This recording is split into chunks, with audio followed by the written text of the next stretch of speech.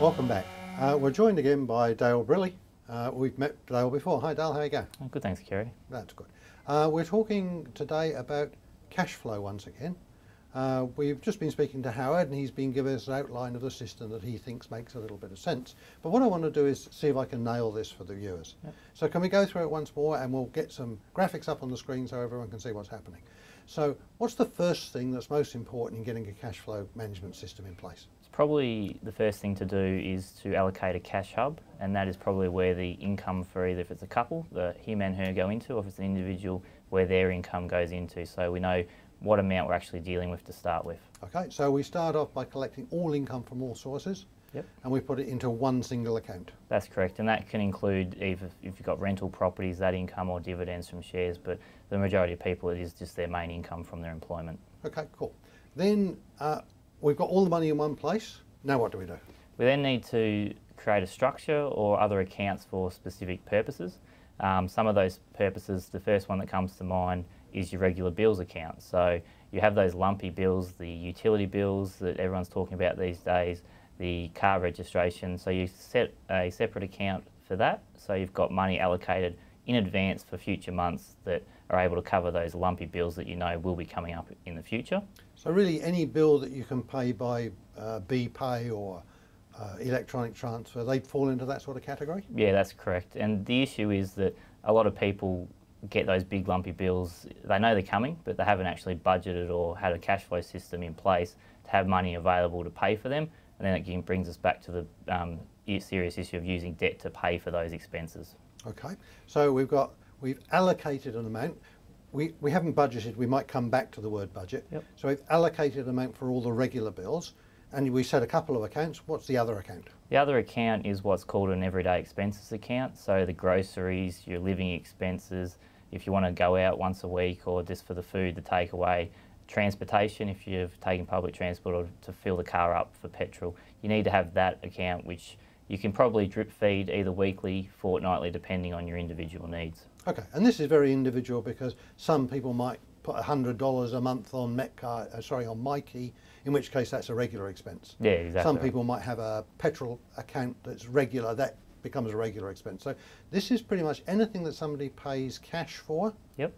How about on credit card? Would that fall into that category as well? It can do. Obviously, I try to get people to avoid using the credit cards because the whole point of having a cash flow system is to have cash available. But yes, if you're using that type of thing, use that account because it's probably an everyday expense that you're using week to week or month to month.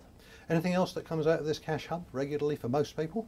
Debt's the obvious one, Kerry. Basically, if you're paying a regular amount to your, for your loan, so your mortgage repayments, or if you've got personal loans or credit cards that you've got minimum or maximums that you're paying off fortnightly, that can come out of that account as well. Okay, let's finish building the system.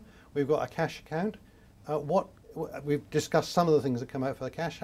How do the people who are building this cover their sort of out-of-pocket expenses? Well, basically they can then separate that account to his and her expenses. A lot of married couples these days prefer to then even micromanage that further and allocate each amount individually. So they might be living off $500 each a fortnight, so that gets put into their personal accounts. It also creates a lot less confusion or angst in a relationship if you do that, because one person might not be taking more than the other out of the other account. So it just simplifies people's affairs. Okay, that's cool. So really now we've got two accounts between somebody getting paid and them actually spending cash. Yep. And that provides control. Yeah, control, and I like the word structure. I think structure is a big one. A lot of people have unorganised chaos in regards to their finances, and structure provides that.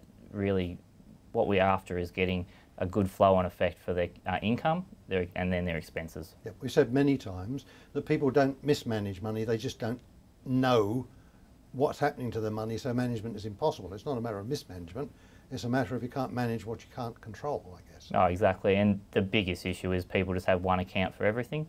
Yep. And what happens is that need a bit more money for the night out on the weekend, we just take more out, and then we need a bit more for that night again, we take some more out. And what then happens is there's not enough left for, say, the bills account that we have already mentioned. So that comes due. What do we have to do? We then may use our debt situation, but it's about managing money in a more efficient way. Okay, and that's the final thing we do is we set up all irregular bills to come out of our specified bill account. Yeah, exactly right. So then we know what the accounts are for. They've got specific purposes, and there's no confusion about what money is allocated for what expense. You've had a client, obviously, who have been successful with this without doing budgets. Can you tell us a little bit about that and how it worked for them? Yeah, they came in and basically had a bit of an understanding of what their averages of expenses were, but once again, they had it all coming from one account.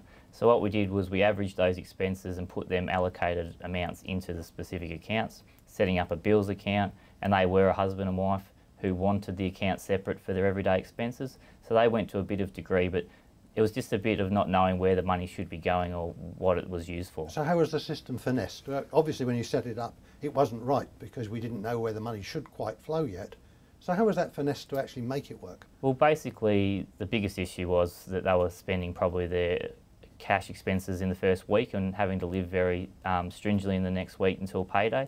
So we just had to refine those over the first month or two to see how they were going. Maybe they didn't need as much in the bills account and they were getting a lot saved there, or they had a bit of a cash hub in that savings account which could be utilised for some everyday expenses which they hadn't factored in when they'd considered what their averages were. So if you have a system, you can adjust it along the line to make it work. Yeah, look, it's always flexible and adaptable. It's a good starting point to work out what your average costs will be. And then from there, you just need to fine tune it to get it to work to your individual needs. Okay, a client who's had a budget, Yep. how much better has it worked for them initially?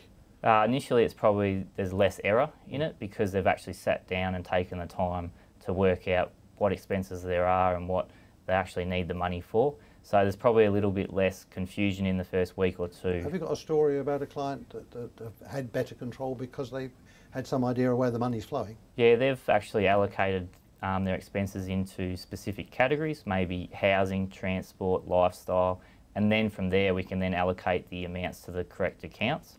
So by them already knowing that, it saves a lot of the time and also saves a lot of the error that can occur going forward. Yeah, and it also enables us to understand which expenses are controllable. So we use a traffic light system. Yeah, exactly right. A lot of people, there's the intangibles that you obviously need to pay for. The mortgage is a prime example. You don't want to be getting behind on that.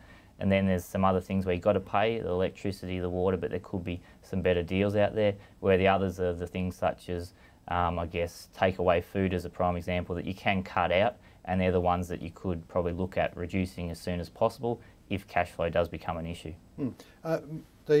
Most of our clients, or most of your clients, have come through here, and we found a certain percentage that goes to, if we like purely discretionary spending. What sort of percentage is that generally? The issue is that the people that seem to do the process quite well are quite high, but the others that do the process for quite a little bit of time then fall back into some other traps that we try to get them out of quite soon. Thank you very much again for joining us, Dale. It's nice to have you back on the show. It's good to be back. Good. Okay, so we've spent a little bit of time on actually trying to nail this cash flow issue. You've seen how it looks, both described by Dale and on the screen.